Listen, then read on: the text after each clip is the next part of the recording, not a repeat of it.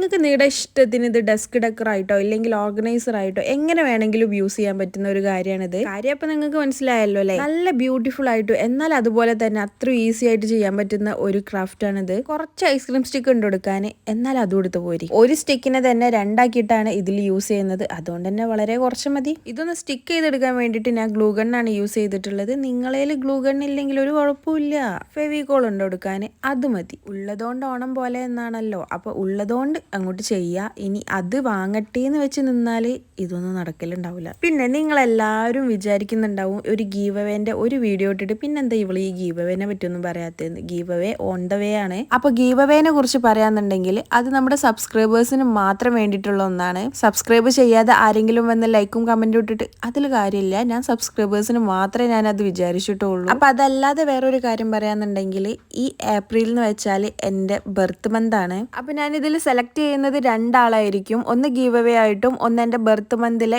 Date correct comment ചെയ്യുന്ന ആളും. Specially പറയാന്നുണ്ടെങ്കിൽ അതും സബ്സ്ക്രൈബേഴ്സിന് മാത്രമേ ഓപ്ഷൻ ഉള്ളൂ കേട്ടോ. സബ്സ്ക്രൈബ് ചെയ്യാതെ ആരെങ്കിലും വന്ന് കറക്റ്റ് കമന്റ് ചെയ്താലും ഞാനത് എടുക്കുന്നതല്ല. അപ്പൊ ഗീവ് അവേന്റെ സ്റ്റെപ്സ് ഞാൻ ഓൺ ദ വേ പറഞ്ഞു തരാം. അപ്പൊ കറക്റ്റ് ആയിട്ട് എന്റെ ബർത്ത്ഡേ ഡേറ്റ് ആരാണോ കമന്റ് ചെയ്യുന്നത് അവരായിരിക്കും ഒരു വിന്നർ. ഇനിയും കമന്റ് ചെയ്യാത്തവരുണ്ടെങ്കിൽ പെട്ടെന്ന് തന്നെ കമന്റ് ചെയ്തോളൂ. അതുപോലെ തന്നെ സബ്സ്ക്രൈബ് ചെയ്യാതെ ആരും കാണുന്നുണ്ടെങ്കിൽ മസ്റ്റ് ആയിട്ട് സബ്സ്ക്രൈബ് ചെയ്തോളൂ. ഞാനും നിങ്ങളെ ഭാഗ്യത്തിന് നിങ്ങളാണെങ്കിൽ വിന്നർ.